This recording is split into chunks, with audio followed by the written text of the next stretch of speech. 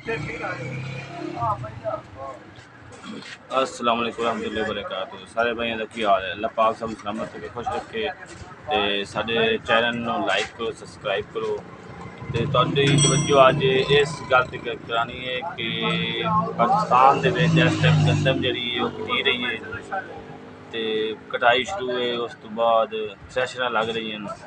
सब तो ज़्यादा जो मसला हो रहा है ना, वो अग लग रही है। साढ़े पंजाब के इलाके में कनक जी कटाई हो रही है, कनक बिल्कुल पक चुकी है। कोई बंदा सिगर सड़ देंदा, उनकी वजह तो अग लग जाती है। साढ़े साहिवाल के इलाके कल एक जगह अग लगी, 8 किले बंदे की कनक सड़ गई है। वो की सी कि जनाब छोलियाँ पटाके शादियां ब्याह जो छड़ते हैं ना, उनकी वजह तो जनाब अग लग गई।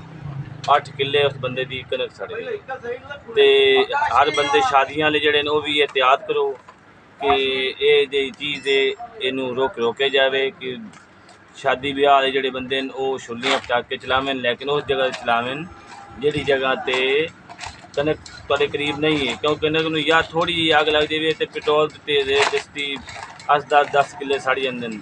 तुहाडा तो बन जाता है शुगर, लेकिन उस बंदे बड़ा वड्डा नुकसान हो जाता है। तो इस चीज़ नूं ध्यान करो। सिगरटां जिहड़े सिगरट पींदे न वो भी ध्यान करें। ये नहीं भी नशा इंज कीता ते सुट दित्ती जनाब सिगरट, ये कोई तरीकाकार है? थोड़ा ध्यान करो।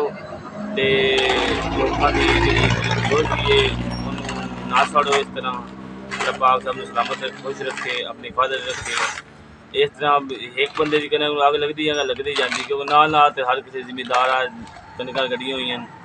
तो अल्लाह पाक सब नूं सलामत रखे, खुश रखे। तो इस चीज़ का बहुत ज़्यादा ध्यान करो।